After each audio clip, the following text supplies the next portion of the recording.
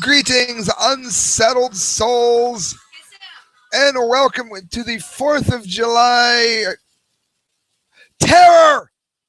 Ah, the 4th of July terror show! She's giving me a bomb!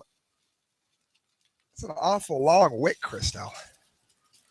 Are you sure that's a bomb? I was told by the person to give that to you. I don't know. I felt like Peter Sellers. No, I don't think it's a bomb.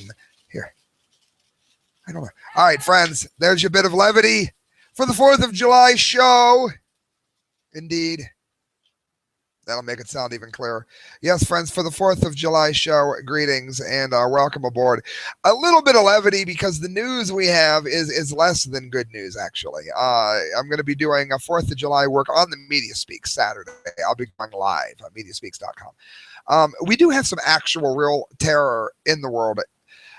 The reason I'm going to go over this quickly is twofold. First of all, as I do commentary for the Media Speaks, I think it's important to note that if the government predicts this every year, my mother, God rest her soul, no matter where you were going to go, she used to always tell you it was going to rain. Always. She said it's going to rain. Sooner or later, it would in fact rain. And she would say, I told you it was going to rain. If they predict terror on each and every holiday that we have, then sooner or later, they're going to be right. It's just a matter of numbers. The other thing is, I think if I go into this too long, then once July 15th comes up, nobody's going to want to watch the show because they're going to think all the news is dated. Don't do that.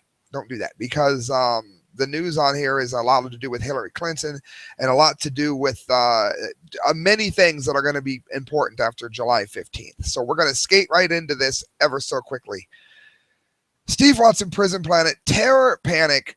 Representative says New York City officials expecting a dirty bomb attack on July 4th. Now, one of the reasons I have to go over this is because I'm like Joe Nuclear. I'm not a physicist, but I'm not an idiot. I know how to read the works of physicists, and we cover them often here in things like Fukushima, Chernobyl, all of that. Well, a dirty bomb, for those of you that maybe just tuned in, it's when you take radioactive material. That would be material that will give you cancer, that will give you heart trouble, that will sicken you throughout your life. Putting radioactive material on pretty much a glorified grenade is something that goes kaboom, and spewing it over an area. If you did something like that in New York City, at downtown Manhattan, it would be a disaster. Fortunately, a lot of these substances can be detected, but not all of them. I mean, first, if you look at satellite imagery, you can tell where the X-ray machines are in hospitals and clinics and whatnot because it gives off a glow. Well, at small doses, sometimes that can be rather hard to pick up. There is background radiation, for instance, coming off of this monitor that doesn't want to work today. That kind of thing. It says New York Congressman Peter King was spreading more of his brand of fear on Fox News last night, telling viewers that officials in New York are worried that there's going to be a dirty bomb attack this weekend. While Prison Planet is downplaying this a little more than I am, I will be the first to say that the government has most of the terror that we see are patsies, that the government walked into this. But I think we would be remiss to not pay attention to it. I don't think you should not go out on the 4th of July. That'd be dumb. I'm going out the 4th of July. I'm going out Friday. I'm probably going to be staying up until the sun comes up. And then I'm having a little get-together Saturday night. And I'm going to be running sound at Buzzbin. Free shout-out to Noses. I'm going to be doing his loops and whatnot. So, no, I'm not staying home on the 4th of July. But as your host, I will let you know what the chatter is. How's that? It's speaking to Megyn Kelly regarding the heightened chatter of a possible terrorist attack during the 4th of July celebrations. King took things to a whole new level. Saying he's never seen the level of concern, King stated, you wouldn't see the nuclear explosion detonation devices being used the way they are if this were just routine warning. Did you just say nuclear? Kelly responded.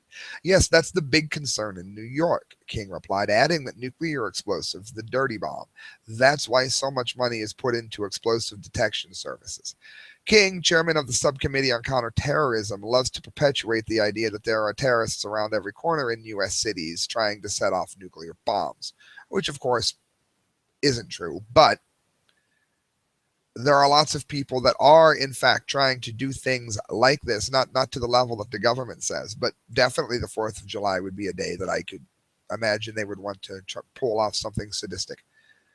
Not so much the suitcase nukes. I know a lot of you are going to ask about that in the comment line. Not so much the suitcase nukes, I say, because um, suitcase nukes are very hard to maintain. They have to be kept at a certain temperature. They're heavy, they're clunky. It's not just this little briefcase like you see in the comic strips or something.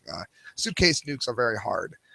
A dirty bomb, though, if you shielded it right in lead, could be quite a nightmare, actually. It's true. It says in this article that he's obsessed with stripping away freedoms and rights in favor of more aggressive surveillance, and there's links to prove it. He previously referred to Edward Snowden as a terrorist appeaser and a traitor. So, I mean, a lot of what he says has very little bearing on me because he's lost credibility with me just by attacking Snowden. However, be aware. Always be aware of what's going on around you. That's your advice for the day, especially, I guess, if you're going to be in New York. Look around. If you do see an explosion, here's some correct views for you. Do not touch your hands or your mouth. But don't touch your hands or your mouth because you'll get it into your eye or you'll get it into your saliva, or if you like to keep playing with your nose like I am now that I filled sulfur in the room with my firework. If you do those sorts of things, then you are breathing in the radionuclides that could be in the explosion. You're putting it into your eye, you're putting it in your mouth. Away from it. Away from it. Don't drink any water at the scene. Get out of the area as quickly as possible. Do not eat anything. Do not drink anything. Do not do anything of the sort if there was to be an explosion. Don't do it. Also, if a car bomb goes off or some kind of explosion, when you're rushing over to help other people, I'm not going to say don't help other people, but keep in mind that one of the things terrorists like to do, as I hold up these Sticker Junkie stickers here, proud sponsor of the show, Sticker Junkie, this car blows up here. Boom. So you come running to help and you're helping somebody over here. Boom. The other one goes off. They love to do that. They love to do that. Two free advices here on the correct views. Check this out. InfoWars report FBI agents telling friends and family to avoid 4th of July celebrations. Again, it's more chatter than normal. Is it more hype than normal, or is it actual and factual? I don't know, because the government has lied to us in copious amounts so often that you're afraid to really listen to it. It's like the boy that cried wolf. But then again, sooner or later, there is going to be a wolf. You can't pretend there's no wolves just because you have a boy that's crying it all the time. I think we go too far in the other direction with that analogy. That's my point. It says, following warnings by the federal government that terrorists may be planning to attack Independence Day events, FBI agents are reportedly telling friends and family members to avoid major 4th of July celebrations. Well, I'm going to be on stage, so that's not going to be an option for me. Gateway pundits Jim Hoft cites an inside source who told him that FBI agents are telling their friends and family members to avoid official celebrations. He also claims, what is an official celebration, by the way? Would it be like the city-sponsored parade kind of thing? Hoft also claims that the FBI has canceled vacation for all of its agents during the weekend. Granted, there's always some agents left on. We know that. But the fact that they've all got theirs canceled is interesting. That's a morale killer. The FBI, I don't think, would necessarily kill the morale of their own department. You got to think, they have families, they have vacations too. They wouldn't have done that and destroyed morale if they thought nothing was here. So it's worthy of listening to. It says earlier this week, Department of Homeland Security and FBI efforts to local law enforcement and urged Americans to remain vigilant this 4th of July weekend. No, why don't you just choose not to be diligent, just on that one day. Former CIA Director Deputy Michael Morrell said also Monday that he wouldn't be surprised if there's a terrorist attack during the 4th of July weekend. This one really resonates with me for two reasons, Morrell said. One is that there have been about 50 people in the last 12 months who have been arrested in the U.S. for being radicalized by ISIS, wanting to go there or wanting to conduct an attack here.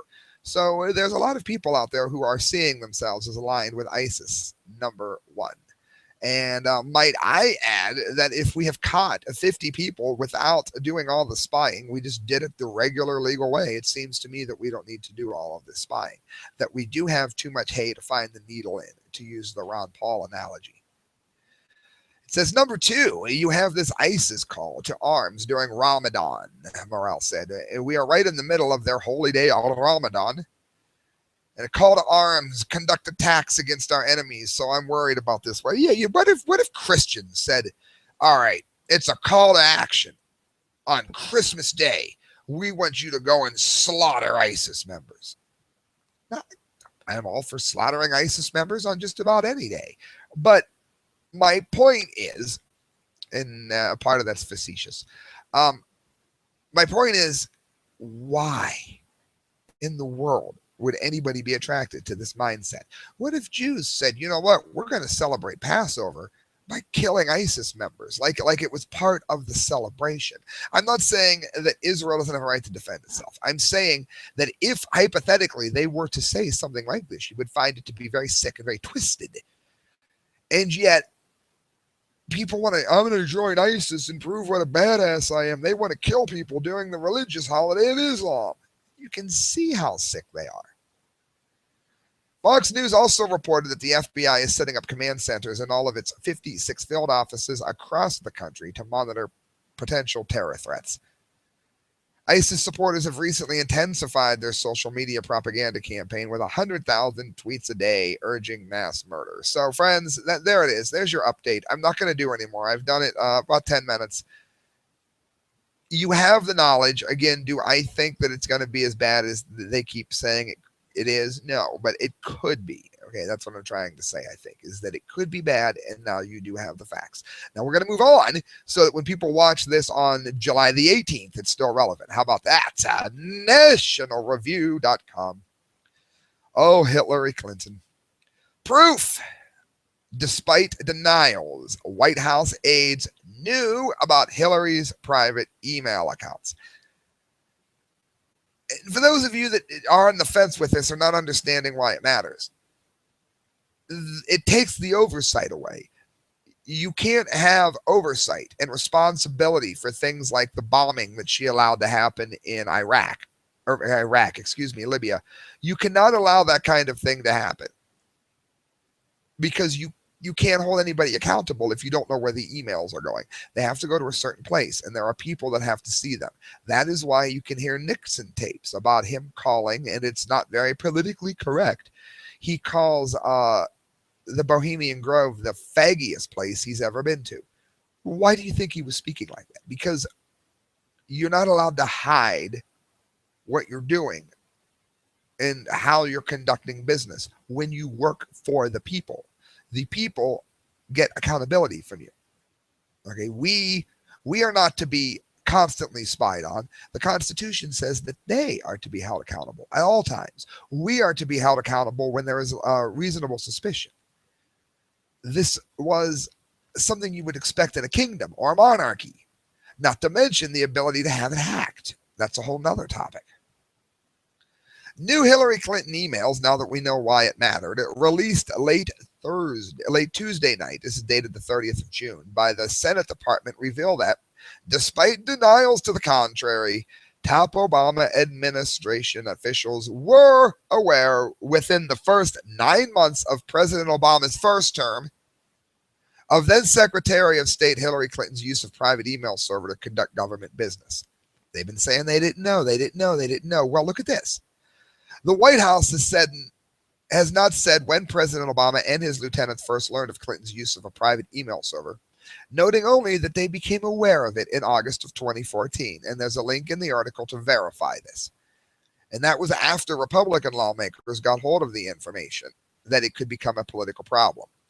But the emails from 2009 show that the chief of staff, Rahm Emanuel, that would be Chicago's mayor, is crooked as a dog's hind leg, and senior advisor David Axelrod understood at the time that Clinton used a private email account and server for official business. And again, we just explained why that's a very big deal.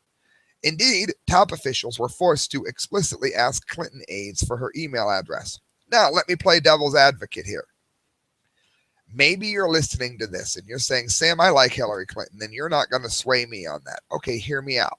Hear me out. We don't need to part as enemies. Hear me out.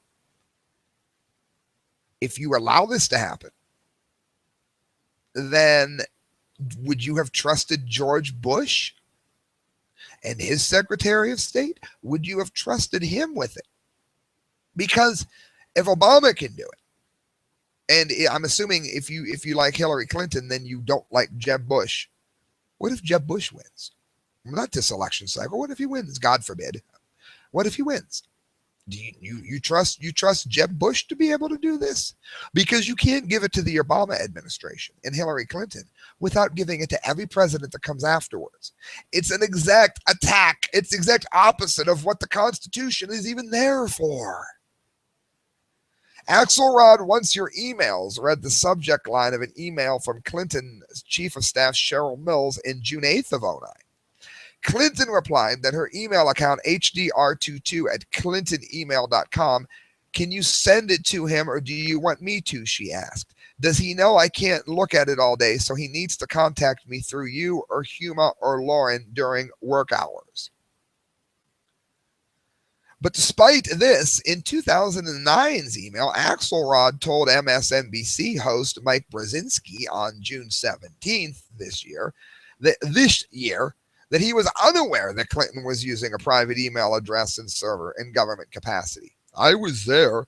I was the senior advisor. I didn't know that, he said. I might have asked a few questions about that. Well, we know now that he lied. I'm looking. If my screen worked, you'd be looking at it too. I am looking at the proof right here. Go to the article at National Review if you're angry at me because I'm just giving you facts. A top Emanuel aide also asked Clinton's team for her private email account on September 5th of 2009. That would be after June for you Usher fans. The secretary and Rahm were speaking, and she just asked him to email her, wrote Emanuel's assistant. Can you send me her address, please? Mills deferred to Clinton. Do you want him to have your email, she asked. Clinton agreed, replying from a different private account, this time hrod17 at clintonemail.com. Oh yeah, it's easier to set up your own server than to use the one that's already there. No, it's not. I have a degree in IMT. Setting up a server is harder than using a server that already exists. Common sense will get you through the day. Future Obama consul John Podesta was also aware of Hillary's private email server. That's three people now that knew. Tried you a couple of days ago, but email bounced back, he wrote to hrod17 at clintonemail.com on June 25th of 09. Neera Tanden, president of the Center for American Progress, says this is the right one. How are you doing? Podesta was not in the White House when the email was sent, so it's unclear whether he understood that Clinton's account was being used for official purposes. They knew. Okay, they knew. So stop covering for her. You're going to have to admit, even if you're going to vote Democrat, you know what? I'd rather you didn't. I'd rather you voted Libertarian, Constitutionalist, even Rand Paul. Fine. Vote Democrat. But for the love of God, at least pick one that hasn't already tried to set up a kingdom the first time. Okay? Vote Democrat if you must. Why? Why do you have to pick somebody that incredibly evil? Guys, we've got two stories to get to. Do not go. The dumdee of the day is, I promise you, the dumdee of the day you want to hear. Don't go. You will regret it.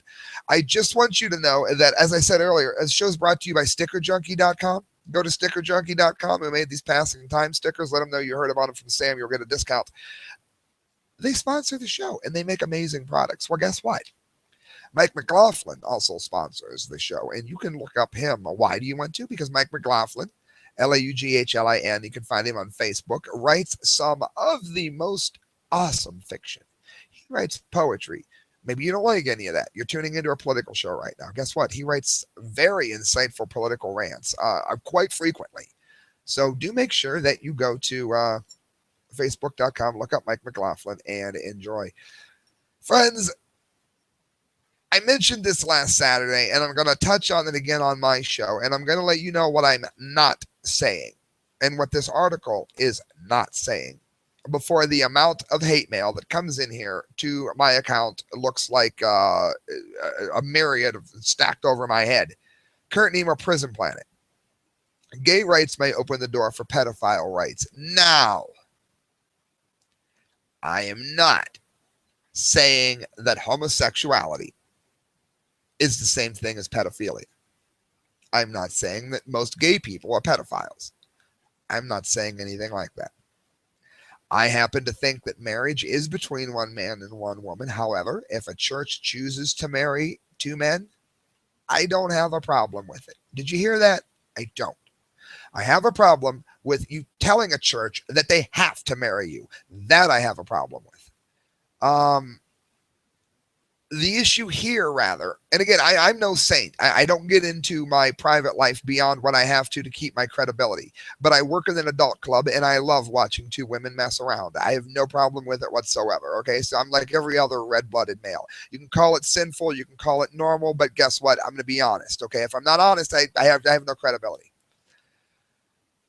The problem here is that pedophiles are saying that they are just like gay people. Listen to that again before you start hating me. I'm not saying it. Pedophiles are saying that they have a preference or they were born that way, just like gay people.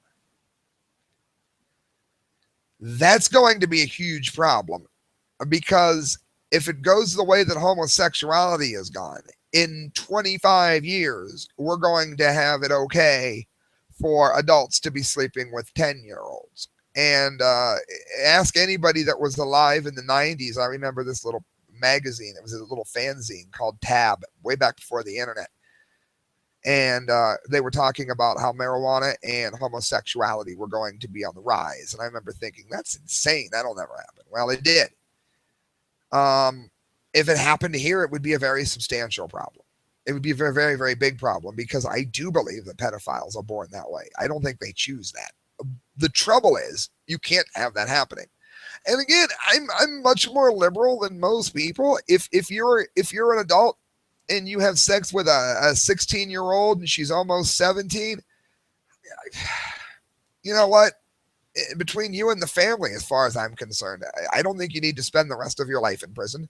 I could definitely see you doing some time, or if her family wants you in prison, well, then you may be in it for a while, but I don't think your whole life should be ruined. Again, if it's many 16-year-olds here, then there's a problem. Have I ever done it? No, I've never, before you even say no. I have no attraction there, thank God. But the problem with this is the direction that the pedophiles are going to take it. And their lawyers will chip away and chip away. And they will work and they will work until they are considered as normal as homosexuals and straight people. Do you understand that? Before you send me hate, that is what this commentary piece is about. So don't go telling me that you're gay and you don't like children and that I'm a homophobe, because you missed the entire thing I just said if you do. A recent Supreme Court ruling on same-sex marriage may soon allow pedophiles to argue that they are suffering discrimination. Using the same tactics used by gay rights activists, pedophiles have begun to seek similar status, arguing their desire for children is a sexual orientation that is no different from heterosexuals or homosexuals, writes Jack Miner for the Northern Colorado Gazette. Sound familiar? Miner, what a name. His name is Miner. I swear, his name is Jack Miner. You can't... Oh, God. Miner notes that psychiatrists are now beginning to advocate redefining pedophilia in the same way that homosexuality was redefined several years ago. Homosexuality has long considered a mental illness. However, in 1973, the American Psychiatric Association declassified it from the list of mental disorders. More recently, a self-described organization of minor attracted people, the Before You Act, as in before you act from behind somebody, I'm not even going to go there. Before You Act held a symposium proposing a new definition of pedophilia in the Diagnostic and Statistical Manual of Mental Health Disorders of the APA. And we all know that entire thing is about selling drugs to people. Before You Act and other pedophile advocacy organizations like NAMBLA also cite the APA issued a report claiming, quote, the negative potential for adult sex with children was overstated, and that the vast majority of men and women reported no negative sexual effects from childhood sexual abuse experiences. Notice he didn't even say consensual sex. Do I think a 16-year-old having consensual sex with a 30-year-old is a good idea? Not really. Do I think that the 16-year-old, be it male or female, is going to be traumatized forever if it was consensual? No, I don't. This guy said abuse. In other words, it sounds like what ISIS said, that you would not ask to sleep with a child any more than you would ask a shoe for permission to wear it. You want the child, you take the child. That's what ISIS has literally said. It's damn close to what this idiot is saying. Okay, I'm sorry. If the 16-year-old is raped by a 30-year-old, that's probably going to have a rather negative sexual effect on her. Ridiculous. Male or female. I said her out of habit. In 2013, in California, Congresswoman Representative Jackie Spear, a Democrat, proposed federalizing a state law to prohibit counseling to change a person's sexual orientation. The bill, according to critics, defines pedophilia as a sexual orientation and would afford the same rights granted to homosexuals. You still want to vote Democrat? This language is so broad and vague, it's arguably could include all forms of sexual orientation, including pedophilia, said Brad Dacus, president of the Pacific Justice Institute. It's not just the orientation that is protected. The conduct associated with their orientation should be protected as well. You know what that means? That means protecting having sex with children. And it makes me sick to think about it because I keep saying 16. What if the child's 12? Hey, there's a problem here. There's a huge problem here that has nothing to do with adult homosexuals. Are you seeing that yet? Democrats defeated an amendment by Republicans that stated that pedophilia is not covered as an orientation. A Florida Democrat, Representative Elsie Hastings, said that all alternative sexual lifestyles should be protected under the law. Well, ain't that just so accepting?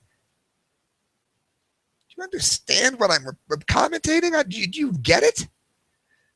In 2014, the New York Times argued in favor of civil rights for pedophiles. Margot Kaplan, an entrepreneurial assistant law professor at Rutgers University and a former lawyer for the American Civil Liberties Union, wrote for the newspaper that around 1% of people sexually are attracted to children and must hide their disorder from everyone they know or risk losing educational and job opportunities and face the prospect of harassment or even violence. You know what?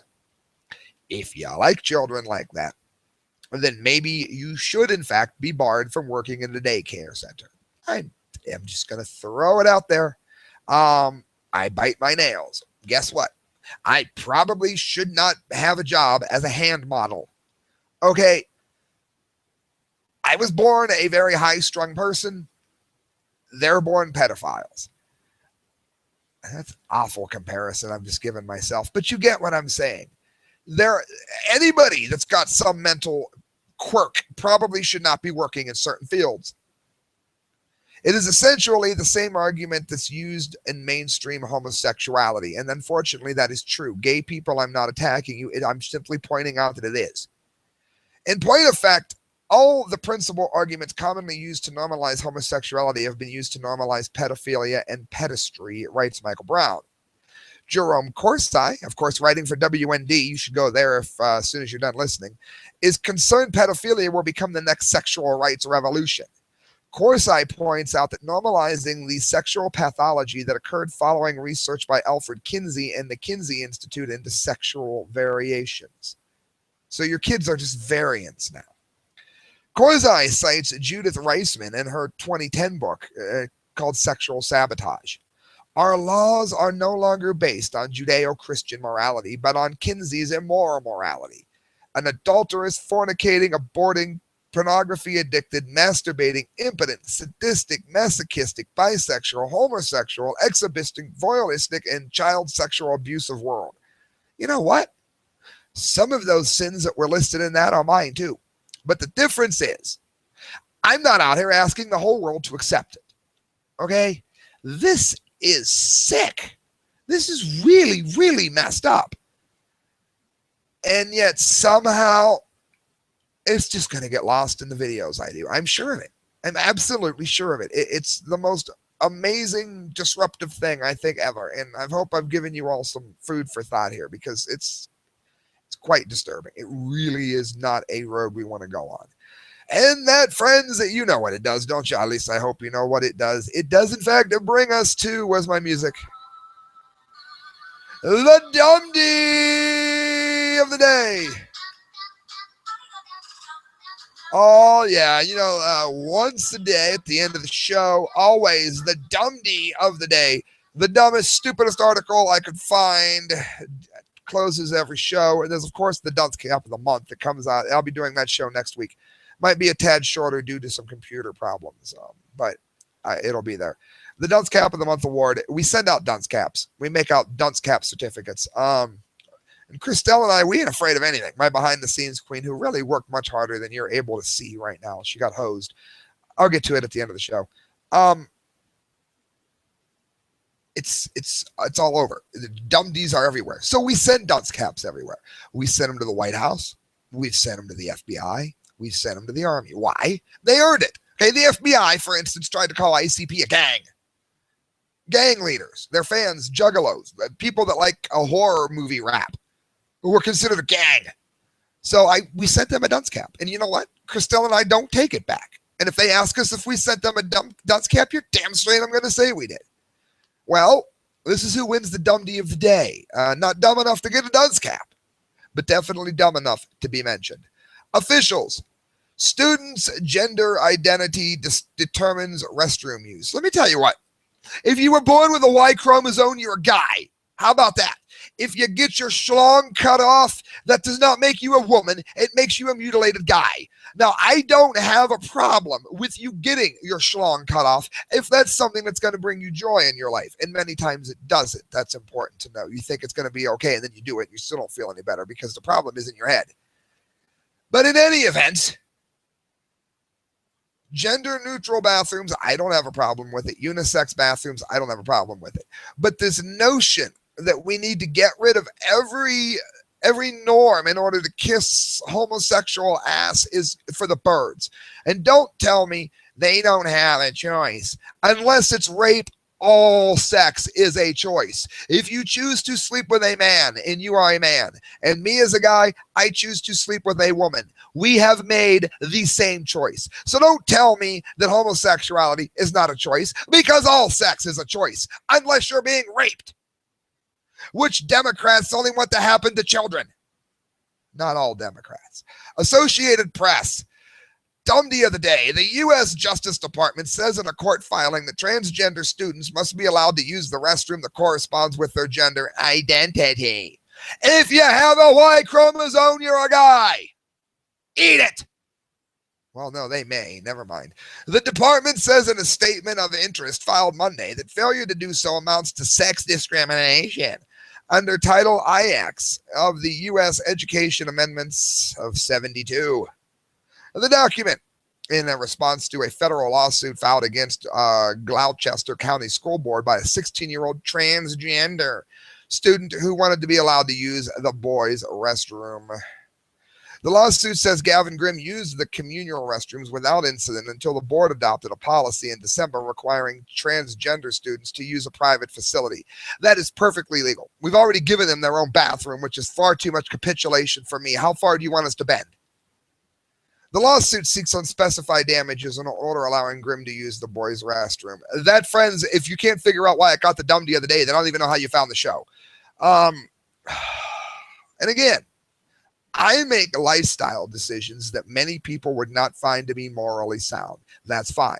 I'm not out here asking for my own bathroom. I'm not asking for you to accept it. And I'm definitely not out here promoting that anybody needs to do anything that I've done or haven't done.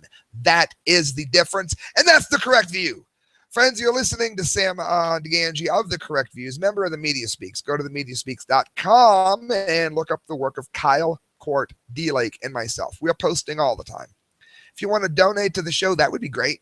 The correct views at hotmail.com. Every penny you give to me goes towards a better show, or at least we try. You probably can't see them. I've got cables everywhere. I have a TV behind me.